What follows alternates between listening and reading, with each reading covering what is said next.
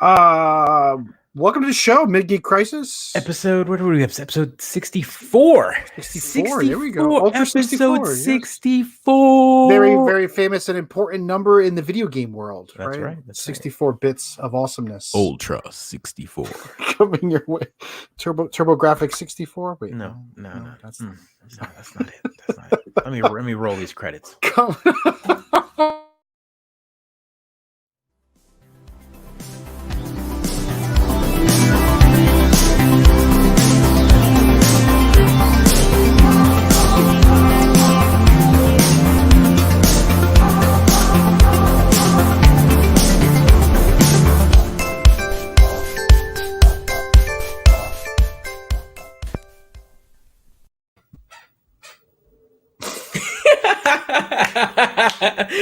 Oh, you noticed the change, huh? I'm going to have some post-production notes for you on the opening song. So wait, can we air this? Can we air this laundry out an official one? Should we? I don't know how you feel about that. Should we talk about this? I mean, I don't know. It's up to you, man. It's. So as a you're within striking distance. I'm not. I can say what I want. Oh, dude, fans of the show might recognize the slight change in theme song. One of the things we did when we switched to streaming is we had to compress our intro. We had some technical reasons for doing it, and without really consulting with the artist, we compressed the opening intro song by heretofore. We sped it up a little bit. We sped it up a little bit. Tone just to kind of like give it a. I don't know, just a new. It was a year into the show, and we made some changes to it. Well, it wasn't that with malice, but I love the song. Right, I've come to appreciate our opening theme song. But we did it, and we did it without asking the artists heretofore, which is something that you should do before you modify something that you're using and they've given to you freely. So, heartfelt apologies to heretofore. It was not representative of their work, which is the most important part, right? They weren't upset. They were just like, hey, they've offered to write a new one. Because they're an awesome band and they're pretty awesome to us. So yeah, many apologies. So right now it's just a filler track at the moment. I just picked something that could fit, was free, and I didn't have to clear it with anybody. So with that low bar, you still pick that one? Man, I couldn't find anything. Like I was working, like the conversation happened right before I had to go on for Thursday's show. That's right. Yeah. And so like I had a long work day, and in between my work, I was literally digging through the free music archives and trying to find something that was like allowed to be on stream so that we don't get any copyright strikes and whatnot. And so I found a few that were a little too, I couldn't find anything that matched the intro that we already had. Sure. So it's so good. So I have some new ideas. So maybe I'll have to go completely new with the. We can do a poll. We can spend the month of February putting on different intro music. Yeah, I'm gonna change it like the Cholo challenge. Like the Cholo challenge. The Cholo challenge. The guy that dances. They change the music on him every time he dances. I think we're gonna change. I'm gonna put different track on. Different track for an entire month. And you're just gonna look for you're looking for it's the cautious challenge. You're trying to figure out which one he likes. Which is you don't like anything. He always like spoilers. He doesn't like anything. So yeah. Hey, yes. Now we owe royalties. Yeah, I know, right? I know. Show. Thanks for coming on, jumping on, listening to the show. Yeah, so the music changed last week, but Cautious wasn't here to give me crap about it. So I played it and I was just like, yeah, no, that's yeah, it's pretty meh. Yeah, but whatever, it's okay. We'll find something. We'll get over that.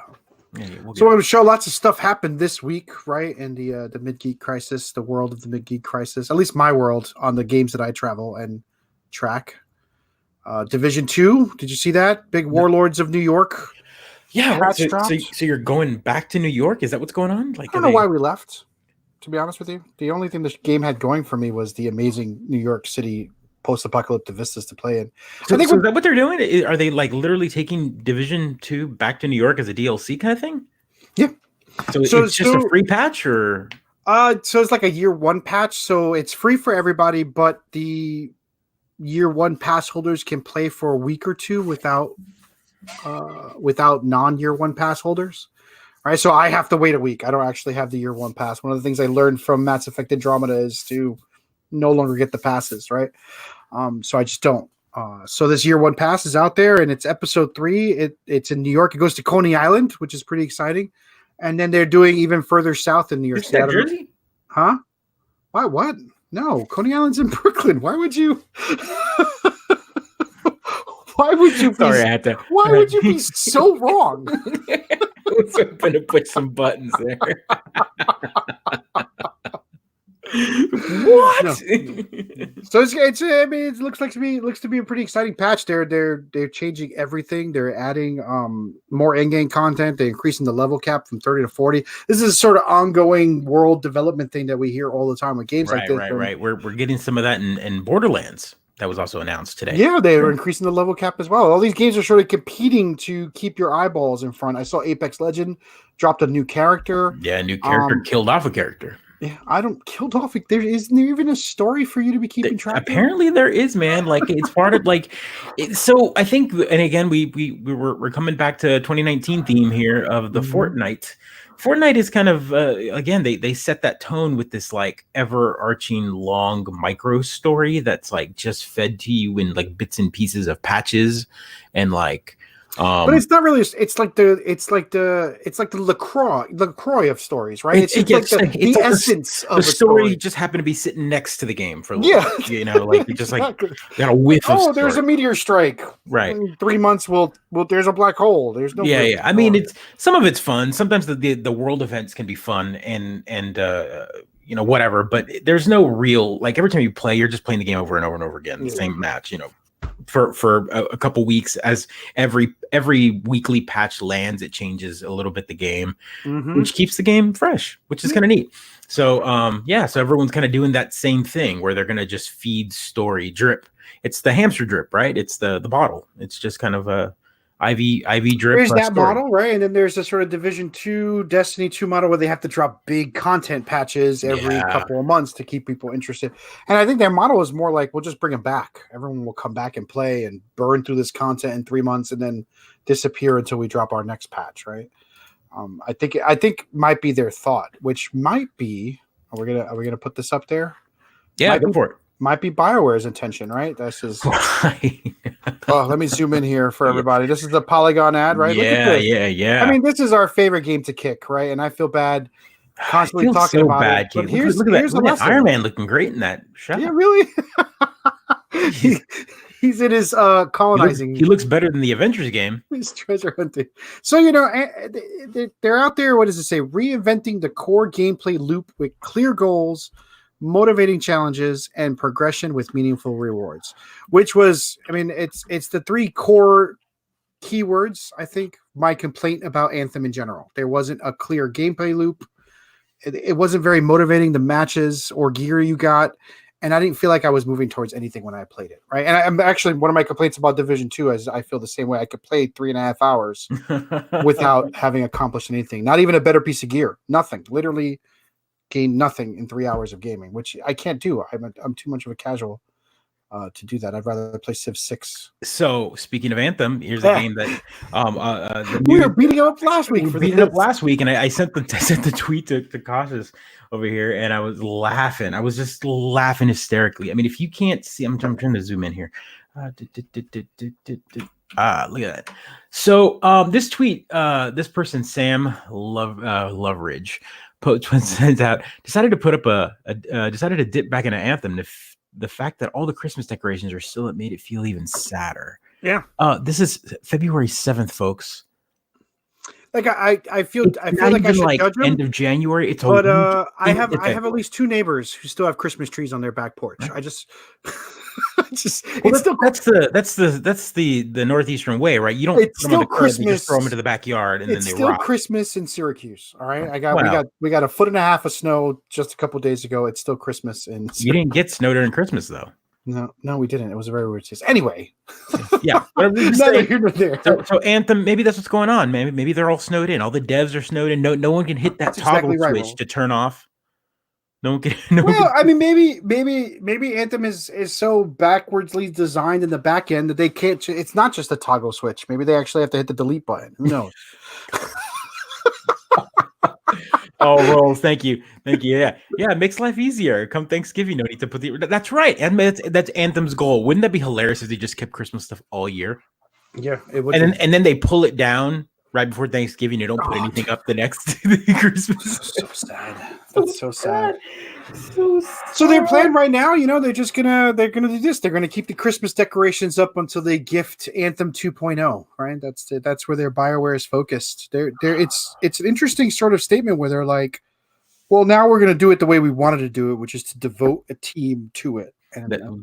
So what did they have before? Monkeys? Like, what was it? Just like chimpanzees and typewriters? Is that the code? I feel bad. I don't want to. I had a friend who worked on this. Like, I don't know. I really wish I knew. I mean, we knew it had all the development problems, but I really wish I knew the sort of design decisions that led to all of these catastrophic mistakes merging at the same time. It just felt like a game that was made in 2005.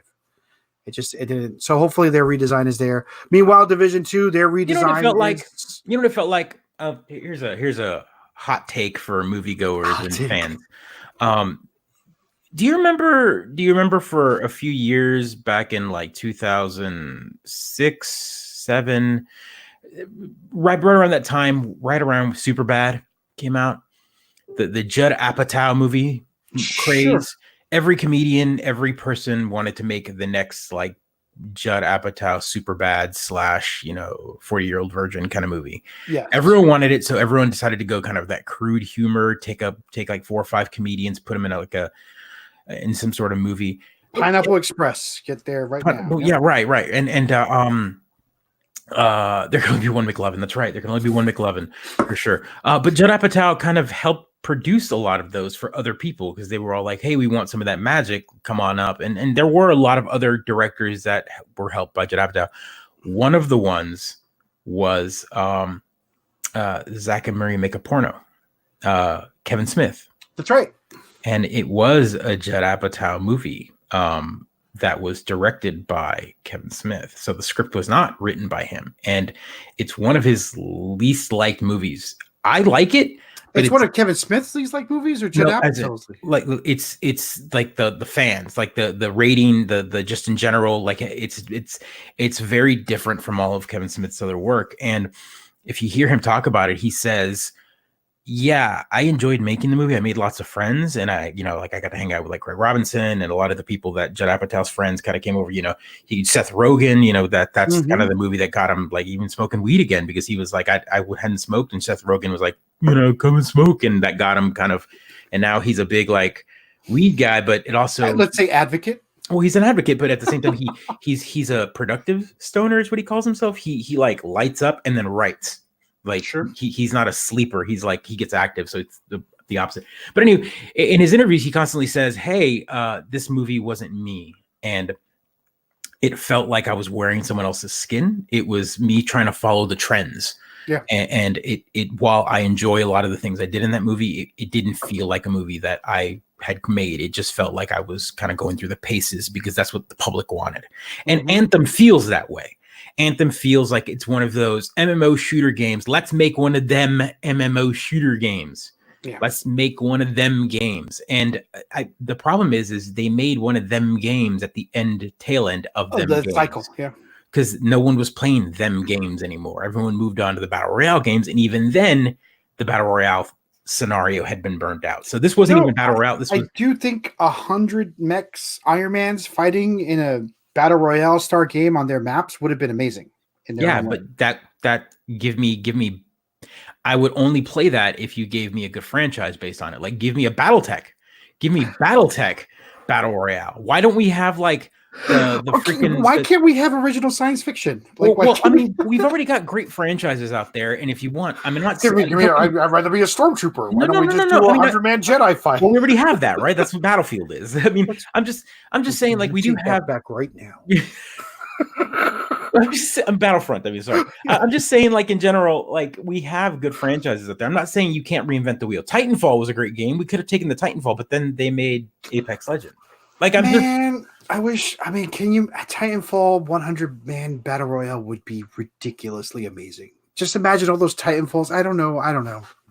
Just give me Titanfall with a bigger map. Just give me a huge open map with, instead of, I think you could only have like 4 at a time on the map on Titanfall, the first one, Titanfall 1 and 2.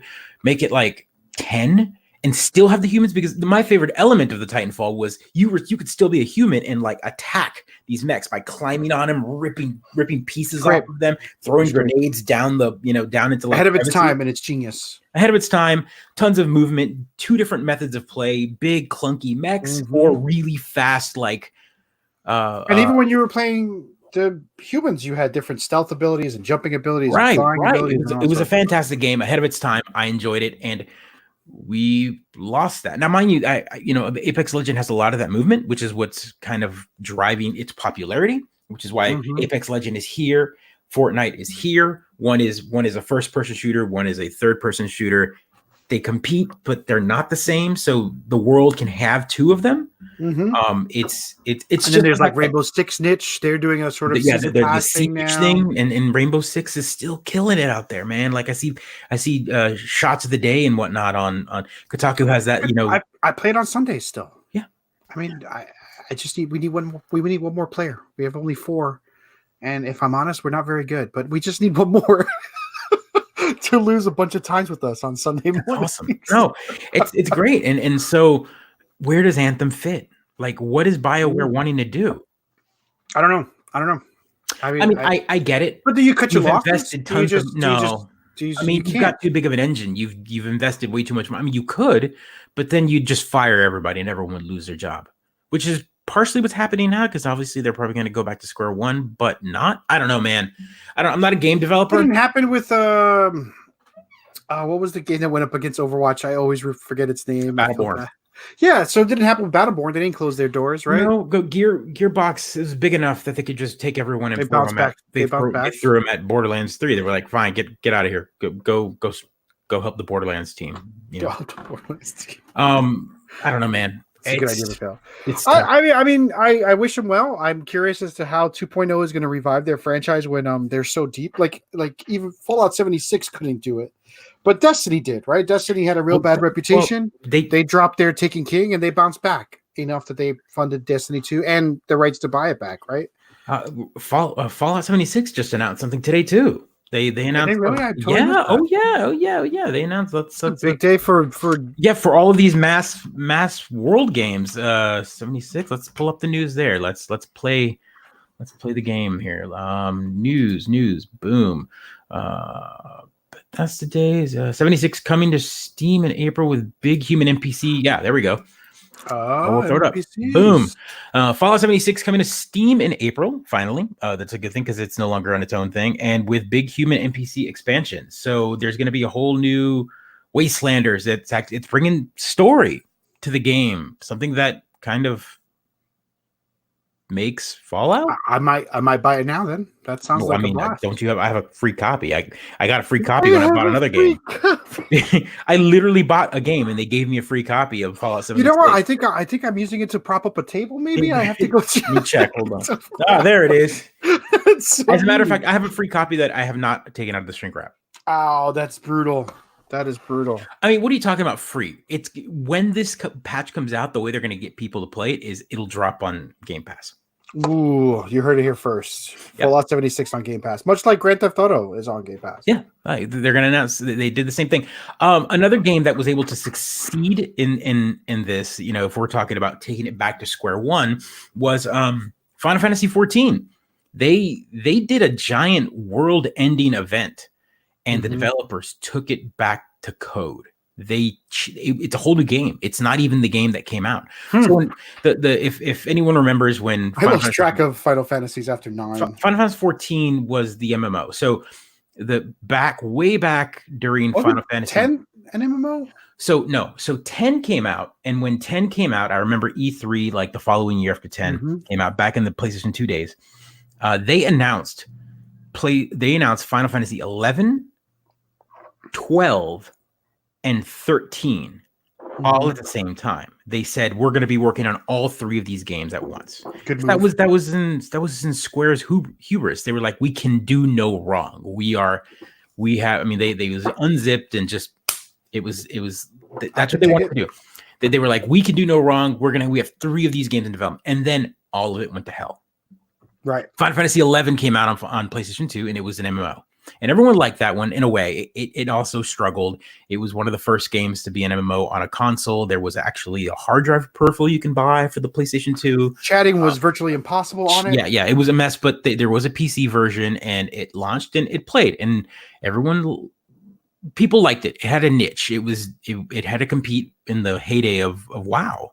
Here was Square kind of compete with the world building. I literally played every game except EverQuest, I think, in that MMO golden age before WoW, and then WoW just crushed every other game I played. WoW just whole community just uprooted and went. Only game I played besides WoW during that time was City of Heroes, and only because it was a complete shift in style. It was not the sci-fi. It was not the fantasy. It was sci-fi, and it gave me that sci-fi element. I closed Ruby's at Eventide. I was there for the last server day when they shut down the server.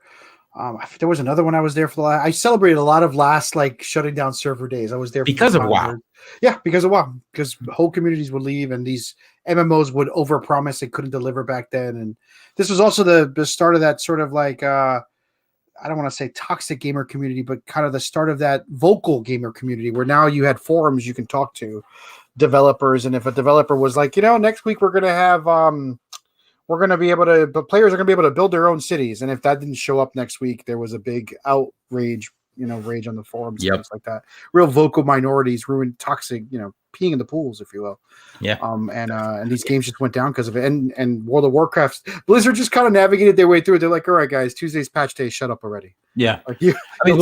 They were so big that again, in their hubris, they were like, it doesn't matter what we do. You're going to play.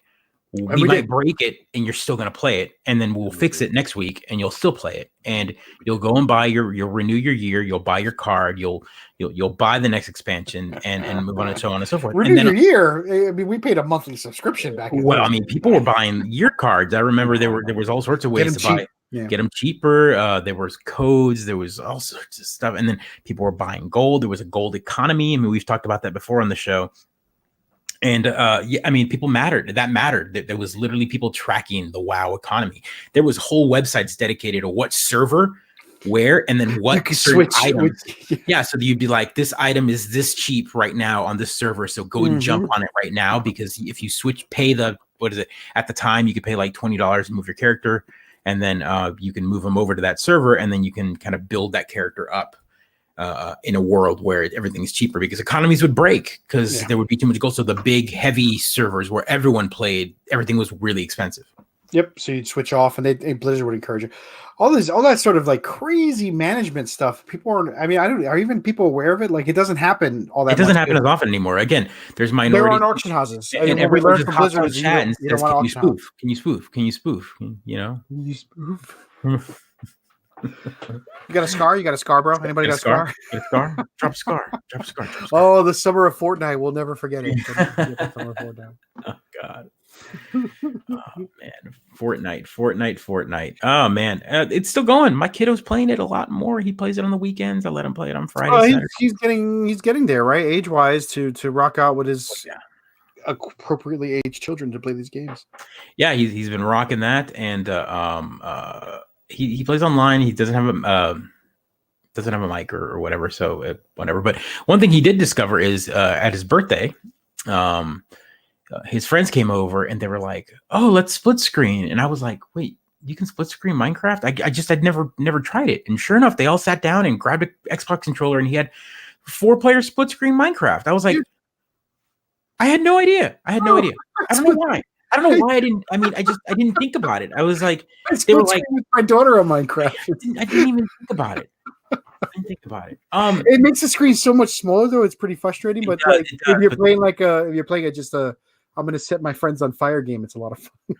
Right, and then his friend, this is what I mean by your friends. You remember going to you're out playing on the playground, and people would give you those codes, the cheats, the tips, here you play. Well, the friends came over and they were like, "Oh, this is how I play," and they showed him how to go on and find servers, and they were playing murder mystery versions of of Minecraft, like mods, like specific mods on there. And so he would join, and there was like one person that would be the murderer, and they'd run around and playing all these like meta gaming inside of. God, that sounds like a blast. Yeah, no, he was having a great time. He was playing like a capture the flag style game. So he's been kind of diving into these like different mods and servers. That's amazing. Yeah, you're all like, that was me back in the day on the BBCs. Yeah. The BBC. I said it wrong just to drive you crazy. See, this is what we do to each other. That's the wrong acronym, sir. That's the wrong acronym. Which one is it, Joe? It's BBS's. I know. BBC is something else. It's a station in the UK, right? It's the only station, as I understand it, right? That's the only one we're watching. 1, 2, 3. Oh, come on, dude. Come on. 5, 6, 7. All right. So other random news. Again, because we're living in the now. Nintendo did not have a direct. Everyone's been kind of the internet's been a buzz. They're like just vibrating, waiting for a direct. Talking so much news about how there's no news. It's amazing to me. Right. So people are talking about how they want the news because they're like last year, 2 years ago, and 3 years ago there was a direct on this month, and there hasn't been one yet. Blah blah blah. So Nintendo didn't have a direct today. Everyone was expecting it to because they usually do things on Tuesdays and Thursdays, but instead they just dropped a bunch of videos on YouTube and released a bunch of stuff without announcing anything. So they just like boom, Pokemon Home is now out. So it's their like aggregated service that you can pay for / whatever. You can like send your Pokemon, and it's a way to trade Pokemon with older games, and it's the precursor, or it's the evolution of Pokemon Bank. Pokemon Bank is a service where you pay like once, and then it's a way for you to like you can grab your copy of like your DS or whatever and trade it to the bank and put like specific Pokemon, and then it's tied to your Nintendo account. You can then move them over to your new games. So it's a way to have like Pokemon constantly moved around from different games. That feels like a lot of work. Well, think about it this way. It's like a link cable without a link cable now, right? No, I get it. It's you're cloud saving your Pokemon, but then I'm like, well, what do you do? The new one comes out and you bring your overpowered Pokemon into it and you just crush that game. Well, I mean, the whole Pokemon scene. That's right. Right. It's a little bit of both, actually. It's either they're really savvy or very dumb. Yes, yeah, it's a little bit of both. So I'm going to tell you just two parts of this news day. One was Pokemon Home launched, right? So everyone was like, "Oh, right, it's out." And then something else happened, and I'm going to actually play. I'm going to find the video real quick because you don't even need audio for it, so that's what's great. They just announced they hadn't announced these in a while. They hadn't announced any new games for the Switch online services, the Nintendo, Super Nintendo, the free ones that you get. Mm-hmm. They said they weren't going to be adding games to them on a monthly basis. So of course, Nintendo and its ultimate trollness, right? Like the two games that everyone's been asking for. There's this majority of what people want have been Earthbound. Earthbound and Donkey Kong Country. They want those two games to be ported. Just bring them over as the free. Enough already. Just bring them over. Just bring them over, right? At the time of this video has 3.4 thousand likes and 3.9 thousand dislikes. Ouch. So it's got a little bit more. It's even. It's a little bit of even. These are the games they announced today. Even though they said that they weren't going to do monthly, they actually called it February game updates. And let me. I don't think we get audio. I can hear it. It's probably coming in through my mic. Oh yeah, there you go. Super Nintendo games. Woohoo! What? Okay, pop into it. Looks fantastic. Bullet Hell. Pop in Twinbee. I was excited for this one. I was like, "Ooh, cool! Very cool." Smash Tennis. There's already a tennis game. So they give you two tennis games now. I think this is the one I remember playing, but this is the better one, right? No, maybe. I don't know. All right. Okay. All right, and we're waiting for Earthbound. Cross your fingers. And that was it for Super Nintendo. Now Nintendo, Shadow of the Ninja, which is a pretty good game. The problem is they already have Ninja Gaiden on there. Shadow of the Ninja was like a Contra Gaiden, though, right? I mean, it was a good. A little bit. It's just a different style, a different Ninja game. It's just. I mean, Ninja Gaiden was hard. This one was more. Wow.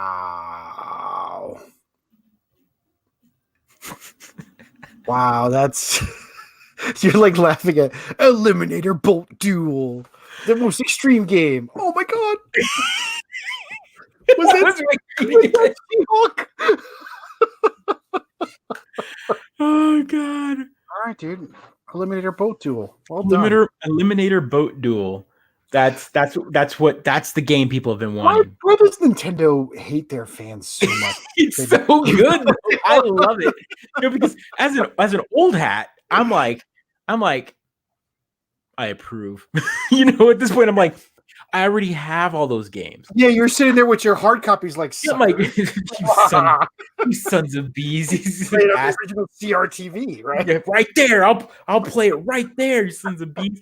No, like I get it. Like I get, but I'm like, I'm upset at people wanting Earthbound and Donkey Kong Country. Like there's not other ways to play those games. They literally released mini systems with those two games on it. Just go buy one. They're still on shelves. Nobody wants to buy the mini system. They want to play it on their freaking Switch, dude. I have a Switch, and my big problem with it is that it drives me crazy to think I have to manage two different game libraries. Like I'm like, oh, do I buy it here? You don't have Nintendo. You just get Nintendo games. You don't need to get a third party game. You don't need to buy The Witcher on the Switch. I mean, you can if you want to take it. But I'm just saying, like as an example. Every time I go to buy a game, I'm like, well, I play the Xbox a lot more, so I should buy it on the Xbox, right? I don't right. Well, that's a third party, right? Like that's if it's cross compatible, if it's a game that's on all of them, why would you buy it on the Switch unless you're taking your Switch with you portably? So there's that benefit, right? Right. Yeah. But if I only have $60 to buy a game, it becomes this torturous exercise where I go, I just buy it on the Xbox, or I don't wind up buying it at all. Example: Mortal Kombat 11. The day that launched. If you've got an Xbox or a PlayStation 4 and a Switch, unless you travel and you really want to have a portable Mortal Kombat game with you, why would you buy it on a system that's obviously lower power? Mm-hmm. You buy it on the other system.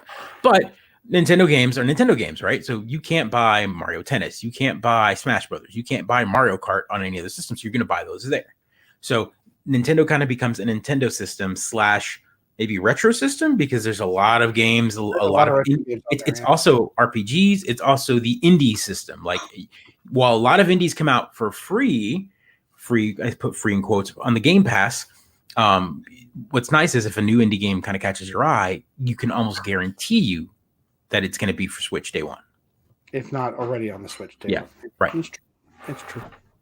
Sure, I'm enjoying my Switch. I'm really enjoying the rapid game and killing it every week. My daughter made me promise not to play it with her, so now I'm like, oh, how do I play this game? So she really enjoys it.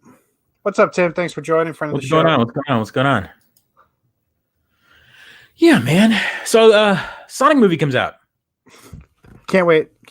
Probably gonna surprise the kiddo and go see it. Not opening weekend, because I never do that, but probably the weekend after. T-Mobile had $4 tickets today. It was nice. See, all right. So Rolls travels a lot, but he doesn't want to bring a Switch with him. Why not even a travel Switch? I travel roughly 45 weeks a year for work, and I can tell you from my experience, I don't want to travel with too much stuff. So no Switch or game systems. So my $60 always goes towards the landed. I mean, that makes sense. That's interesting. So Rolls, there's no want, like even if you don't want to buy like the full Switch and you want to buy like a Switch Lite, or if you travel, do you not take a DS? I mean, do no gaming, or is it just PC? Like what? I couldn't travel that much and not have a game system with me. Like in fact, having traveled with Joe before, he carries multiple game systems with him. Yeah, multiple. I tend to have about 4 or 5 systems. I'm not even talking 2. If he's got less than 4, we're like, who are you? What have you done with Joe? And yeah, we know he's this is how we know. Right. I'll have like 2 Switches on me and a DS. Yeah, Joe's going to see Sonic first week. I have to see it so we can talk about it. We've been waiting for this film for a year now. We have to see Sonic. Oh yeah, Sonic is day one list. It's not a. I need to see it at least before we go to PAX East. I need to have it already watched. Oh yeah, yes. Yeah. PAX East though, man, I'm excited. 16 days. That's the countdown. Where I gotta finish up the adventure. I gotta finish up the props, and then we're gonna have a great old time. It's gonna be great. Good. It looks like it's gonna be a good show too. So this is a side conversation. Like to have it kind of out in the open here. Your ride to PAX is happening late, right? You guys are leaving late, and is it just you and Jordan in the car? Or is it no? It's Jordan. I mean, it's the sibling streamers. Both of them are going to be on there. So she's driving down to Syracuse, and then they're driving together, right? So her husband, sibling streamers, and the brother-in-law, and then other Jordan, another person who I know and we all know. Lives in Syracuse, another gamer as well. He was there last year. I think you might have met him for a minute or two. He's going to be in there. So it's going to be 5 of us in the truck. Interesting. Well, yeah, which is nice because you split the costs and, blah, blah, blah. Between airports, train stations, hotels, I don't know. I bring my laptop and that's all. Severe braking, transit loss. Okay. Yeah, I the TSA stuff kills me every time. If you can afford it. I mean, for 45 weeks a year, you got to be like gold status. You got to be able to get to the airport quick. But yeah, I mean, that's a lot of electronics to have to figure out. Yeah, no, I mean, deal with. So my favorite, there's a couple of subreddits that talk about like what's in your pack, like what's in your bag. Like I love those. Like they always show like, oh, I've got this nice pencil. I like packs. I like having bug out bags. It's my favorite. Like one of my favorite niches. I have a couple of them. I get it. It's like my perfectly clean shelf, right? My real simple shelf with the one vase and one flower sticking out. Yeah, I get it. This is your porn. So there is. I mean, people do it all the time, and that is one of my favorite. Like, I want to see what other people got in their bag. Let me see. Give me the Amazon link for that cool pencil holder. Let me see it. And it's nice. Yeah, it's so silly. But mine would be my laptop. So I've got a MacBook Air now, so it's thin. I've got my iPad, chargers. I have a battery pack. I carry these with me all the time. My little mini dice. Yeah, sure. I bought these small ones on purpose just in case I ever have to roll on somebody. You never know when you need to roll. You never know when you got to roll initiative. You're in the middle of there's someone busts in and says get down. I go wait. I have an extra pair of underwear, a bottle of ibuprofen, and 2 suicide pills. That's right. What's your choice? Huh? What's your choice? What do you mean? Pills. What are they? What's your choice? Oh, that was a joke. I don't actually. I'm just saying. I wanted to know. What's the medic? What's the what? Which one is it? Would you call me? Why would I have suicide pills? I don't know, man. I'm dark, but not that dark. You call the helpline if you're feeling that way. I figured at this point you just have it installed in your tooth. just like the Mentat and Dune. I'm just like cracking it in your face. No. I no. Why would I? Why would I end something so wonderful? Why would I do that? Why would I deny the world Russian spies? Russian spies. Come on, that's the end. I will. No, honestly, so it's like, yeah, gotta love it. Diamond, Diamond win. Oh man, Diamond Caesars, a list on. Yeah, dude, those are great. Pick up a Switch for me as a friend of the show. Just have a Switch. Get a Switch Lite, or whatever. Just the Switch. Man, I think do it for me.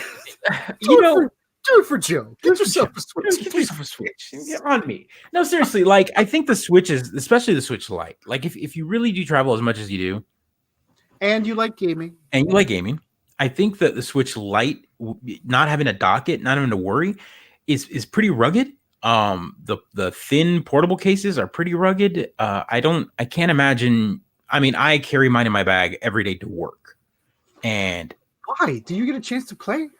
During my lunch break, occasionally I'll order something and I'll sit down and play. Yeah, I gotta fit some gaming at some point in time of the day, because then I get home and it's like I'm so tired and whatever. So in the middle of the day, I've had like 3 cups of coffee prior. I'm like, I'm hyped up. I'll play some Goose Game. Nice. Yeah, it's nice to carry it with you. So being able to play not a handheld game, right? Like the Switch gives you that console level. Like it's really like it's an in between. It's an uncanny valley still to me. I know that we shouldn't be surprised, right? Like I understand that we can pull out a laptop now and we can play any game we want because video cards are that powerful now. But it's still uncanny to me that I'm playing a Nintendo console, like a full blown console, like 1080p graphics. The part that feels like the future to me, and I'm like, why isn't everything like this?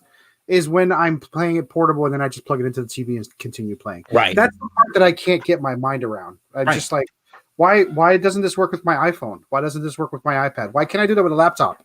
Put it down and it's on the screen. Like, why is it so hard with everything else? It's beautiful. Nintendo's beautiful. Really, I love it.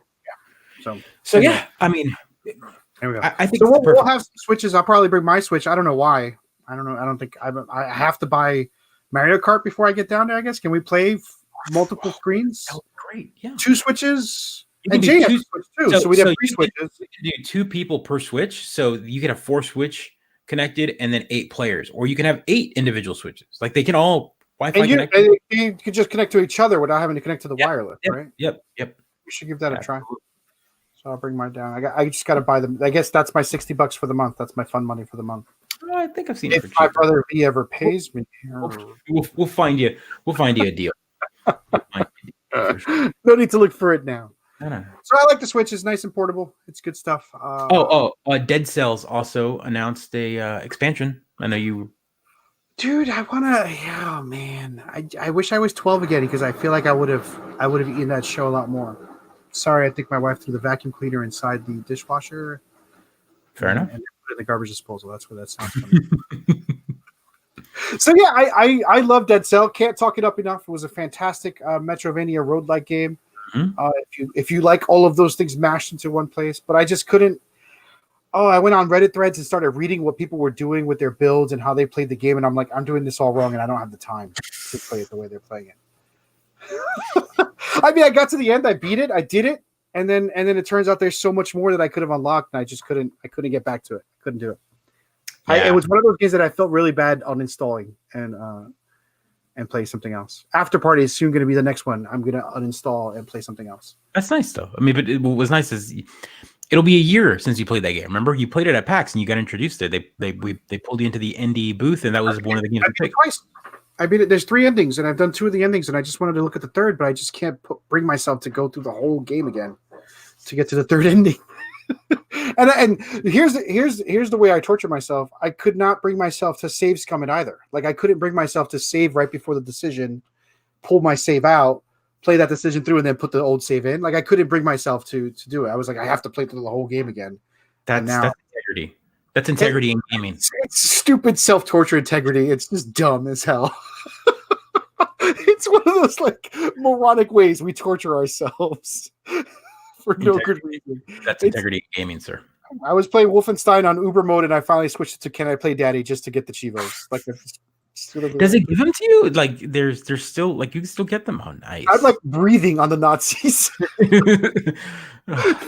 Like I turn a corner and they're like, acta. They all turn. And I'm just like, okay, Chivo. Awesome. Yeah, well, it's, I mean, Wolfenstein. The machine gun. We've talked about the Wolfenstein scratches a primal itch. Like, I'm back to it, man. I mean, I think it's election season. It makes me want to just shoot Nazis all day long. I just can't. I can't not enjoy. And like on baby mode, it's so satisfying. They just waves after waves of them are getting shot in the face with dual-wielded machine guns. It's just great. I can't help it. Yeah, no, that game makes me feel so happy. I gotta finish this up so I can get part 2 rolling because that's on the thing. And I'm like, how am I gonna play Shadow of the Tomb Raider? Because that's leaving soon too from Xbox Pass, and I'm like, maybe I should just play that first before it leaves and blah blah blah. It's intense now that I've got to make these hard choices. This enormous buffet of games before me. So that's interesting. So it's been. I would probably want to say that Game Pass. You probably had Game Pass now maybe 5 months, 4 months, 5 months. So you got it right. You got it in September, give or take, August. Yeah, I think August. So we're looking at. I held out for a while, and then they had like a great deal. Right. So you got it. I signed up for it after PAX East last year with all the. Right. You did. You had it over the summer, so you've had it not a whole year, but so again, have you think has it given you more games? Like, are you playing more games now? Oh yeah, I would have never. Yeah, I mean that $20 a month is such an affordable way to play 10,000 games. I mean, I don't want to talk this up again. We talk about this a lot, but I've played dozens of games I would have never spent money on because my budget's so tight that I've been playing like crazy. And just exploring different. Dead Cells is a game I would have never bought. Right. Played the hell out of it. After Party is a game I would have never bought. Played the hell out of it. Even though I was like, oh, that looks intriguing, but I wouldn't. Well, it's great. Also, like we don't want to say that we wouldn't give developers money.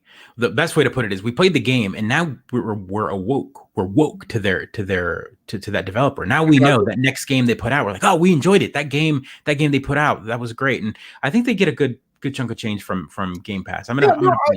How do you say? It isn't that I would have bought it if I had the income, right? But with the family and it allows you to experience it. I think that's what they want. Most indie developers want you to experience their story, whether they make money or not. Sometimes it's all about. I mean, don't get me wrong. Everyone loves money. I think it's just along the lines of like, hey, please, kind of want to sit down and listen to my story. I just want to be free from money. I'd love the freedom from it. I don't have to think about it. Just be done. Yeah. And that's Xbox Pass gives me that where I don't have to make that choice where I'm like, oh, I'll just try this game. I'll try this game. Right. And my kiddos, they eat it up. I play quite a few on there. I sit down and play. What I like is I can stream it to my PC and I'll sit here, pull it up and play. But what's great is my kiddos are like chomping through, like, oh, what's this? And they can actually pull up like the Game Pass menu and just kind of like go through. And sometimes I walk in and they're playing a Total Battle Simulator, I think is what it's called. Yeah, that's on it's not even a game. Preview. Yeah. You just have things run into each other, right? It's not a game. It's can you break Daddy's Xbox One X is what it is. Why?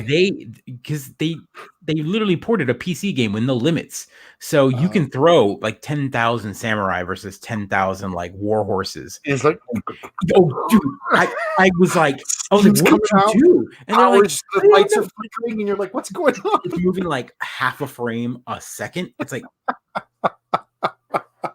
Jello, and they're sitting there like this, and I'm like, are you guys enjoying this? And they're like, yes. And I'm like, guys, exit. We can't. The controller's frozen. I got a hard not locked out of my Xbox because they can't get out of it. And so I'm like, guys, no more. Play a real game. They're like, but we enjoy it. I'm like, fine. If you're gonna play, you can only put in. And now they know that they can't put 50 ghosts and 3,000 horses all at once. You're coming in there and you're like, you children got to go outside. Stop playing the game the way you're playing it. Look at you. I don't mind it. The Xbox can't freaking handle it. And they're just like, you're playing wrong. Lego's wrong. No. Absolutely. I want them to. I'm like, guys, you would have more fun if you put like 5 ghosts and 20 this or whatever, mix and match or whatever, Renaissance, knights But instead, they're just like, they just spam the button and move the controller around. So it spawns like lines and lines of soldiers. And I'm like, I get it, buddy. It looks cool, but you know what's going to happen. It's also the hacker spirit. Right. Yeah. You can make battles that last 6 months. It's also that hackers. How do I break this game? Am I breaking this game? One less guy? Will that break it? You gotta play along with that. So yeah, this is the one where this match. You're like Mastodons versus Vikings. Let's do it. Right. That's what it is. It's so fun. I get the idea. It's a really good idea. It's just it's really like game where all you do is run around and ram things. Love the goat game, and it's multiplayer. So they hop on and they both pick as goats, and they like battle on top of a building. So they're just beating each other. Nah. I'm just like, you guys are silly. I honestly am so surprised because I am not having to like lead them into metagaming. That's all they do. So they play a game and they will figure out how to not play the game. Like their entire purpose to gaming is let me play this game and then not follow the rules. Oh my gosh. So that's fascinating. It is. So it drives me a little crazy, but it's actually better for me to load the game and then walk away. And then I come back like 10 minutes later and I see them what they're doing. I'm like, you've broken my game. Wait, did you? They would make great QA testers. The developers would be like, what did this guy do? That's you, Tim? You like breaking games? I have one more news story. And it's go for it, man. let me just share this one. Just speaking of breaking the game, right? Oh, I saw this. I don't understand. I don't understand why people keep giving this company money. It's been like 300 years of vaporware, and they're like, beta's coming. Beta, the single player is coming. It's coming, expected later this year. How do they keep getting money? So you want to explain this game, because not everyone is a big follower of Start. So give everyone a little backstory, just a quick TLDR. So Star Citizen was it's Wing Commander. The idea here is to to revitalize that genre of flight simulators. So they had a Kickstarter for it, very big success, millions of dollars, millions of dollars to build a game where you can essentially start with the fighter plane and grow up, right? But then once they got the money, their ideas just kept ballooning. So now they were talking about capital ships and battleships. So you're entering into EVE Online territory, because now you have to go and mine for this money. Then there was like a single player campaign and a multiplayer campaign and a battle arena, and all I wanted was duels. I didn't give the money because I don't give money to video game Kickstarters for exactly this reason. How many years has it been? 10 years? Last updated April 6, 2013. When did the campaign actually end, though? Estimated delivery November 2014. 6 years later, they're still. And they're still bringing in 2, 3, 4, 5, suckers. 6. We're calling them suckers now, right? We just can't call them gamers or fans. We have to call them suckers. This is $47.7 million from crowdfunding in 2019.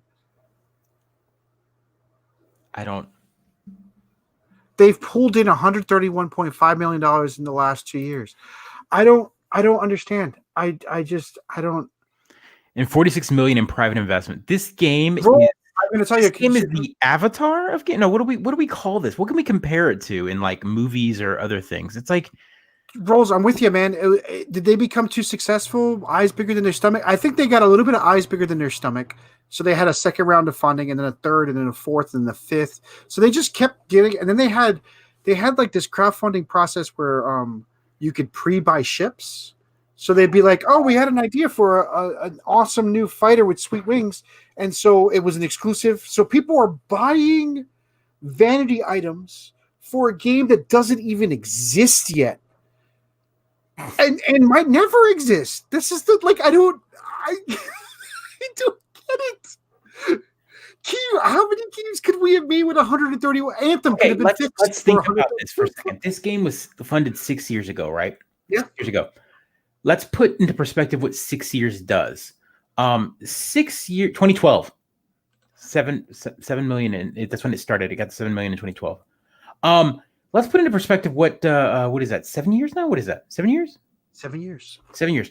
What 7 years is in a timeline? Let's say you are 15 years old. It's now 7 years later, which puts you at 22 years old in this game. You've graduated from college. You've graduated from college. You still haven't played this game. And what's fantastic and also hilarious is by the time this game comes out, you'll be in the workforce and won't be able to play this game. You just won't have the time to play. You won't even have time to play it. It's us. They're going to grow up into us. They're not going to have any time to play the game. It's a franchise, right? I mean, to be fair, I haven't tried their persistent universe, right? Currently unavailable, pre-alpha state. It's been pre-alpha state for 7 years. So yes, they are pocketing money because they have to pay. They have paid the bills and developers paychecks for 7 years. A fleet of this is what I'm talking about. Some which cost several $100s. Is through the sales of these ships that the majority of the RSI's income is earned, a self-reported $267 million.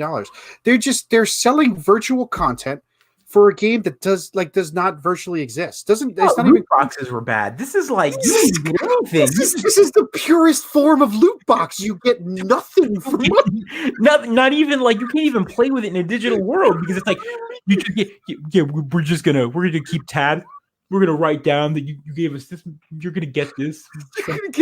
Literally, you are gambling money as to whether or not you will ever be able to play with the things you bought. It's asinine and like I don't get it. I wish we had folks who were fans of this can explain to me why they keep putting money into this project. I mean, eventually your sunk cost. Maybe you were excited for it 5 years ago. Are you logged into Kickstarter? Me? Yeah. I don't want to shame anybody, but you can log in and see what people have like. I don't want to shame anybody. I'm just saying you should do that sometime. You should log into your Kickstarter and all your friends if they gave money. If they gave the money 8 years ago, that's different, right? That's an assumption that 8 years ago they were going to get a game in a year. Right? So they made some bad choices 8 years ago. Did they give money to them again? Yeah, they're selling the idea of a game. It's like we're selling, and we had a term for this. It's vaporware, right? It's vaporware.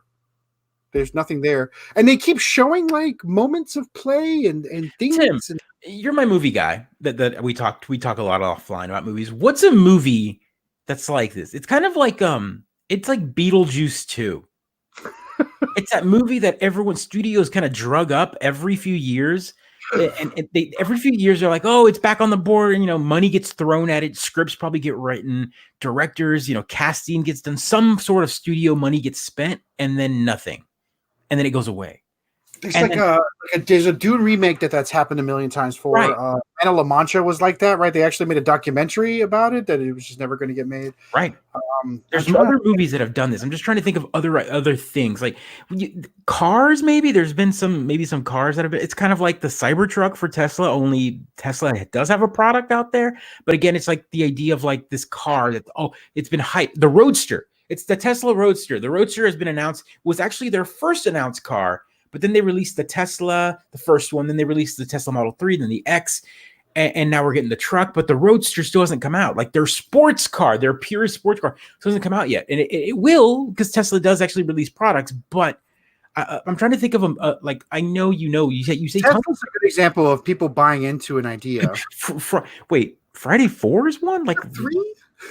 There's a 3. You don't remember 3? The shopping center one? No. They're security guards. They're top. I had no idea. I haven't watched any security. Top I haven't watched Friday 2. What is it called? Next Friday? The Fast and the Furious Friday? Is that? No, it's Friday, next Friday, Friday after next. No, I only watched the first one. Oh my god, part 2 is great. It must have been if there's a part 4. Then yeah, exactly. It's the best Joker. Yeah, to get fired on your day off. Firefly is a Firefly? No, that's not it. Too soon. Too soon. There's movies and there's big. I mean, don't get me wrong; these two are good movies. I'm just trying to think of like a really big one, like one that's a hype, like I don't know, like Terminators get sequels, and then all of those get sequels. I'm just trying to think of like it's like Avatar, maybe the second Avatar 2. Attached directors to it, and we've done all this, and then it just winds up in development hell, right? No, I'm with you. I'm trying to think of what it might be. I mean, for a while, the Superman movies were like that, like Superman Returns. You had the Tim Burton stuff that got attached and then got pulled, and but then we got the Bryan Singer crap fest that was, and then that was rebooted. And the fact that Warner Brothers threw money at it and made a Man of Steel after all of that is surprising to me, considering that they just shelved the character. Because we need 15 Batman movies before we get another. Independence Day is a good one. That finally was released, and boy, was that just bad. And I was ready for bad. Like I was like, I wanted to like it. Like I wanted to like it. That's what I'm here for. And it was. And I think Rolls and me had this conversation on my stream on Sunday where I was talking about like bad movies. Like I don't really hate movies. I tend to turn my brain off and kind of enjoy whether I like it or not. There's some movies that are terrible. I went and saw this movie, not opening weekend, but around the time because you paid money for this movie. I did because I was like, it's independent. You're like, I have to support artists. I was like, I have to support this. Like I wanted a sequel. Like for years I wanted a sequel to this movie, and I finally got it. So let me just put my money where my mouth is. And I went and saw it, and I walked out. So my analogy or my quote to Rolls about bad movies is, I don't hate movies, I just forget them. If I forget the movie, if the movie's so forgettable, that's a bad movie. Like it's a movie that makes me not think. I couldn't tell you one scene in Independence Day 2. I couldn't tell you who plays in it. Was it Michael B. Jordan? Who played the son of Will Smith? I don't know. I don't remember any of the actors that were in that movie. Like, I can't remember. I barely remember the plot of that film. Barely. I just remember the doctor. What's his name? Data. From Next Generation. In it, did I imagine he's in it? He lived. Remember the doctor that you thought was killed in the first movie? The only person I remember is from Ian Malcolm is in the damn movie. What's his name? Brent Spiner. Yep. Brent Spiner. Yeah, Brent Spiner. He's the only one that came that was like, I was like, could they not get anyone else back? Like, what's going on? My big you know what? Independence Day. That's an excellent movie. Top 3 movies of all time. That's a good movie to have in your top 3. Independence Day. It's just an amazing feel good film. It was like, let me down. I bet it did. I'm sorry to bring it up. No, that's a perfect analogy. Tim mentioned Nicolas Cage's Superman. I will say that to celebrate the new year, we watched a bunch of Nicolas Cage movies. Oh. What's your favorite? Let's not talk about favorites. What I want to talk about, let's not do that. What I want to talk about is that I finally saw Ghost Rider. Wow. I'm a monster. I quote that to this day. Wow. Wow. Did you watch Ghost Rider 2 though? No. We weren't looking to hurt ourselves. We were looking to. So again, Wickerman, okay. Mr. Brightside. Tim Swope is out here outing me. Wickerman's an amazing Nicolas Cage film. If ever you want to see Nicolas Cage in a bear costume punching a woman in the face, that's the movie you want to see. I feel like there's about 3 or 4 movies that do that. So I don't know. I don't know if that's my favorite, but okay. So he's like screaming at a little girl, then he punches. It's crazy. It's ridiculous. It's ridiculous, that movie. And Nicolas Cage came to that set to eat the scenery. He's like, I'm gonna eat that. I'm gonna eat that. I'm gonna eat this. The funny thing is that's my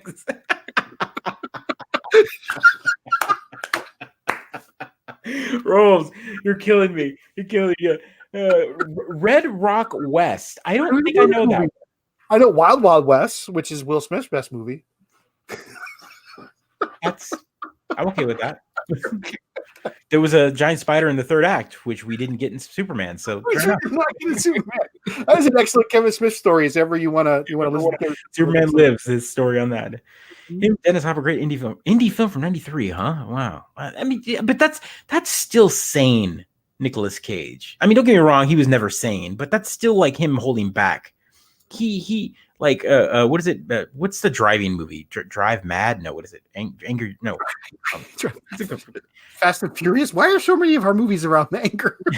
No, he's Drive Angry. Is that what it's called? What is it? What's the movie called? Tim, come on, help me out here, buddy. Be my movie producer here in chat. The only reason why we let Tim on the channel here to talk about the movie. It's a different Nicolas Cage. He's like a good one, Rolls. I like Gone in 60 Seconds. Okay, this movie, it's Drive Angry, I think is what it is. It's a mix of Ghost Rider and Gone in 60 Seconds. He's like a dead person in the car. Just keep saying. No, come on, man. Nick Cage. Don't fail me now. Cage Drive. This is after he lost his 7 castles, right? This is the movie he made after the 7 castle loss. His income tax problems. This is after. Oh, is that why we don't get Nicolas Cage doing good movies now? This is why he has not said no to a script since 2016. Was it income tax? Was that what happened? Drive Angry. There we go, Tim. Drive Angry. Yeah, there we go. Yeah, thrown into hell for his crimes, brutal felon John Milton, aka Nicolas Cage. Hold on. So Con Air plus Gone in 60 Seconds. Right. Thrown into hell for crimes, brutal John Milton escapes from the fiery pits after cultists murder his daughter and take her baby. Intent on rescuing the child, Milton joins forces with a waitress who gives him her ex-lover's fire red muscle car. In it, the two pursue the cult leader who plans to sacrifice the infant and unleash hell on earth. However, the hunters become the hunted when Satan sends his merciless henchmen to drag Milton back. February 25th, 2011 is when this movie came out. Tim, that's the burn. We're gonna end on that burn there. Right there, Tim. Tim Cage turned down a roll. This is a good pun. You got to put it up. You got to put it up so everyone can enjoy. I thought Independence Day was in your top 3 roles. What's going on there? Cage did turn down a role at a restaurant. So yeah, come on. That's the worst pun ever. Oh. Well done. This has been I think we should embrace just direct-to-video Cage. I think he's finally coming into his own there. I think they're allowing him. I mean, honestly, there's he has a category all on his own. He is. He's just Cage movies. He's showing up for the Cage movies, which is fine. That's what he does now. Which sometimes I'm in the mood for. National Treasure, The Sorcerer's Apprentice. He's done some ridiculous movies. That might have been his last big budget film, right? And it was ridiculous. Well, he did National Treasure 2. He's done a couple of them. He comes back. Wait, are we calling that one bad? Huh? Is National Treasure 2 bad? No, it's not bad at all. It's more National Treasure 1, which if you enjoyed the first one, you should like the second one. They're actually, that might be the name of the movie. National Treasure or Give Me Death? Yeah, I think that might be the name of the movie. You might not be wrong there. I'm just saying, if we're gonna go with Americana, that's the best thing. You better bring back that now, because someone's writing a spec for that script right now. Oh, I'm so happy we ended on Nicolas Cage. I'm so happy we ended Oh my god. I just looked at how many movies he's done since like 2011. He did Ghost Rider Spirit with a Vengeance, which is the sequel. Dude, he is doing like 4 movies a year. Oh my god. So I don't remember any of these movies after that. Stolen, The Croods. I know he did the voice. Joe, Rage, Outcast, Left Behind. Oh my god, he did Left Behind. I forgot about that. He's done a lot of movies like he's done a lot of movies where his daughter's kidnapped or taken away, and I can't help but think he's got a divorce going on. Oh god. Pay the Ghost, The Trust, Dog Eat Dog, Snow Den, USS Indianapolis, Men of Courage, Army. Do you remember how there was like a Steven Seagal genre? Right. This is Nicolas Cage's genre now. This is him. He's like a sort of sad sack of a man who is out for vengeance or needs to right a wrong or has to redeem himself. He's got 6 movies right now in post-production. He's going to have 6 movies that come out in 2020 already, and we are 2 months into the year, folks. That's right. 2020 is the year of Cage. It's the Nicolas Cage. The year of Cage. It's going to be fantastic. Did we see the college dorm room video of Nicolas Cage? No. Share it. Go on our Facebook page. Share the link. We'll comment. Yeah. This has been the Mid-Geek Crisis. It's been a great show, everybody. Thanks for joining, Rolls. Tim, everyone else who's silent on our chat channels, jump on and talk to us. Those are follow us on Instagram, on the Twitters, on all of the places. To say we sporadically tweet is generous. Like and subscribe. Always a pleasure. Rolls, travel safely. 45 weeks a year. That is rough. Man, yeah. Have a good one. Again, guys, thanks for joining us. We'll see you. Like, subscribe, share.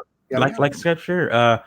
Another episode. 64 episodes in the can. Take care. Perfect. Be kind, everyone.